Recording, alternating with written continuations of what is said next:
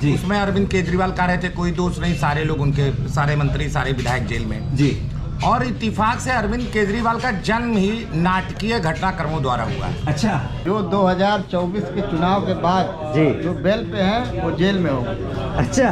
जो बीजेपी है यह गलत ढंग से इस्तेमाल कर रही, पहली बात है जी जी गलत ढंग से इस्तेमाल कर रही है जी। और जो इसके रास्ते में जो बाधाएं आ रही हैं जी। उसको चकनाचूर करना चाहती है। तो ये कहना है इनका कि भारतीय जनता पार्टी साजिश रख रही, अरे ये प्रचार करें या ना करें, जी। भारतीय जनता पार्टी के किसी प्रकार का कोई फर्क नहीं पड़ना है। जी। केजरीवाल को जाके ईडी के सामने अपना पक्ष रखना चाहिए। जी। अगर उनके अंदर सच्चाई है तो उनको डरना नहीं चाहिए। जी। नमस्कार, आप सबका स्वागत है। आप देख रहे हैं खुदरंग और मैं हूँ आपके साथ आयुष। इस वक्त मैं कहाँ मौजूद हूँ ये भी आपको देख के पता चल जाएगा। मेरे साथ काफ़ी वरिष्ठ लोग यहाँ पे मौजूद हैं, लेकिन उससे पहले यहाँ क्यों मौजूद है मैं ये बता दूँ। अभी हाल फिलहाल में अरविंद केजरीवाल पर ईडी का समन बराबर जा रहा था और अब उनको गिरफ्तार करने की भी बात चल रही है। वहीं पर अरविंद केजरीवाल ने भी प्रेस कॉन्फ्रेंस करके कहा कि कहीं ना कहीं ईडी अब मुझे गिरफ्तार करना चाह रही है, इसमें बीजेपी की पूरी तरह से साजिश है और वो मुझे कहते प्रचार से, चुनाव प्रचार से दूर रखना चाह रही है। इसीलिए वो कर रहे हैं कि मुझे गिरफ्तार किया जाए और मुझे जेल में डाला जाए, और ताकि इससे इंडिया गठबंधन को जितना भी उनका है वो तोड़ा जा सके। तो चलिए यहाँ पे लोगों की राय जानते हैं, आखिर उनका क्या कहना है इस पूरे मुद्दे पर। तो सर, जैसा कि हमारे सर यहाँ देख रहे हैं काफ़ी सारी जनता यहाँ मौजूद है, सर भी लोग हैं, तो सर सर सबसे पहले आपका इंट्रो जानना चाहेंगे। मैं यतीश्वर चंद एडवोकेट हूँ और पूर्व अपर जिला शासकीय अधिवक्ता रह चुका हूँ। जी। तो सर, जैसा कि अभी आपने देखा राजनीति में बड़ी ही उठापटक का दौर जारी है, लोकसभा चुनाव भी आने वाला है, सभी अपने अपने प्रचार में भी लगे हुए हैं। वहीं अब ईडी की जो नकेल है वो अरविंद केजरीवाल पर कस रही है। जिस तरह से उनके ऊपर शराब घोटालों को लेकर उनकी पार्टी के कई लोग जेल में ही बंद हैं, अब उनको भी जेल में बंद करने की साजिश रची जा रही है ईडी की तरफ से। और वहीं पे अरविंद केजरीवाल का कहना है इसमें ईडी की साजिश ना होकर बीजेपी की साजिश है, क्योंकि वो बीजेपी के कहने पे ही ये जितनी भी संस्थाएं हैं काम करती हैं। इस पे आपका क्या विचार है? ईडी हो, सीबीआई हो या हमारा पुलिस व्यवस्था हो, ये लोग अपना काम कर रहे हैं जी, और काम करने के लिए ही इनका निर्माण हुआ है जी। जो व्यक्ति दोषी पाया जाएगा उसको सजा मिलेगी जी। अभी शराब वाला मुद्दा हुआ, उसमें अरविंद केजरीवाल कह रहे थे कोई दोष नहीं, सारे लोग उनके, सारे मंत्री, सारे विधायक जेल में जी। और इत्तेफाक से अरविंद केजरीवाल का जन्म ही नाटकीय घटनाक्रमों द्वारा हुआ है। अच्छा। और नाटक करने के सिवा कहीं बैठ जाना, कहीं स्याही फिकवा लेना, कहीं ये कार्यक्रम करना, इसी के द्वारा उनका जन्म हुआ है। और कुछ लोगों को गुमराह करके फ्री बिजली, फ्री के नाम पे उनकी गवर्नमेंट बन गई है जी। अब अगर ईडी जांच कर रही है, ईडी सम्मान दे रही है, तो आपको जाना चाहिए। यह एक न्यायिक प्रक्रिया है, आपको उस संस्था का सम्मान करना चाहिए जी। किसी भी अगर ये नहीं किया जाएगा तो किसी संस्था का कार्य नहीं हो पाएगा, कोई संस्था कार्य नहीं कर पाएगी। ईडी हो, सीबीआई हो, चाहे जो हो, इसी तरीका से काम करती है। जिस पे आरोप लगता है उसको ईडी सम्मान भेजती है और वो उसको कार्य करती है। अब रहा केजरीवाल का सवाल।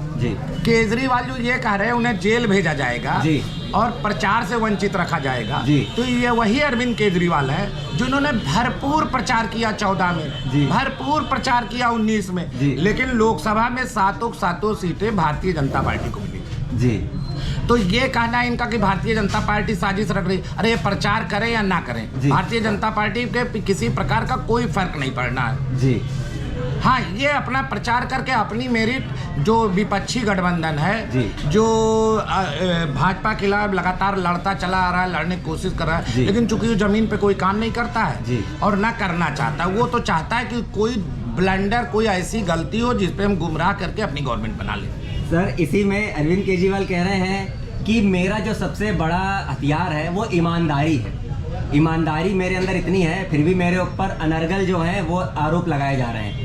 तो क्या अरविंद केजरीवाल डर रहे हैं अपनी ईमानदारी से?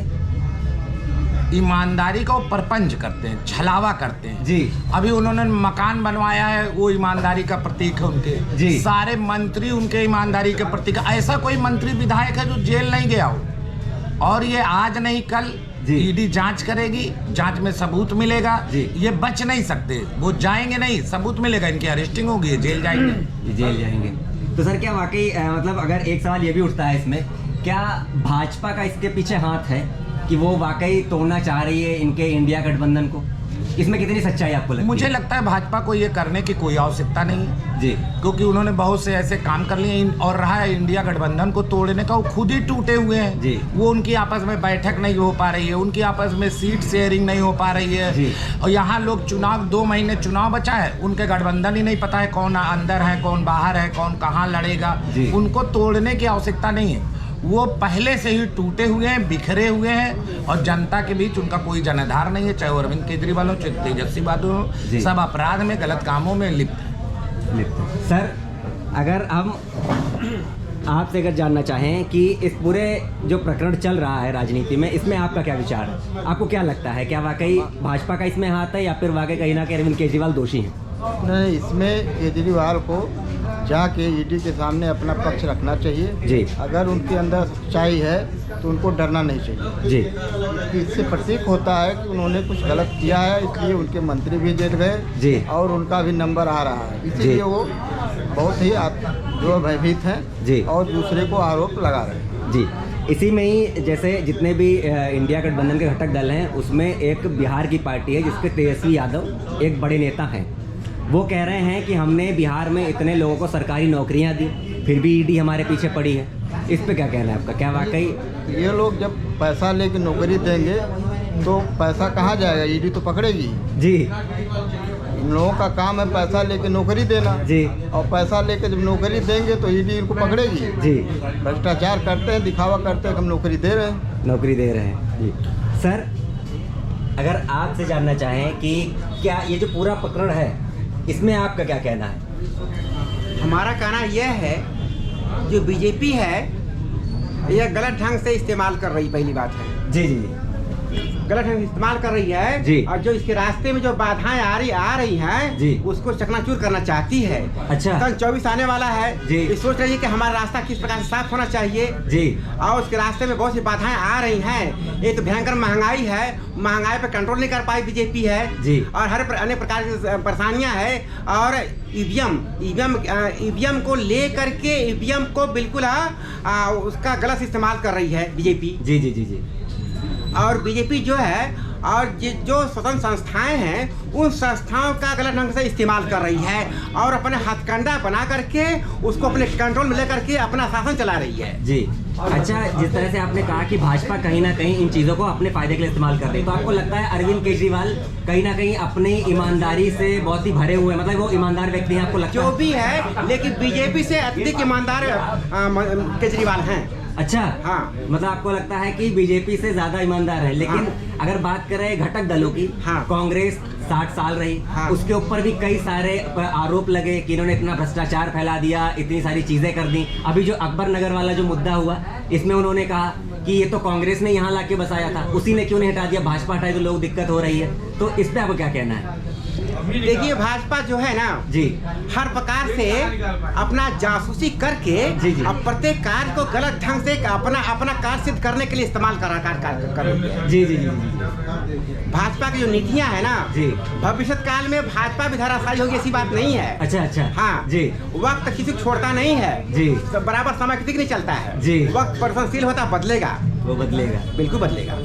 तो सर, जैसा इन्होंने कहा कि भाजपा कहीं ना कहीं अपनी तरह से चीज़ों को इस्तेमाल करती है, वो चाहे जो संस्थाएं हो, क्या कहना है, क्या वाकई इस बात में सच्चाई है?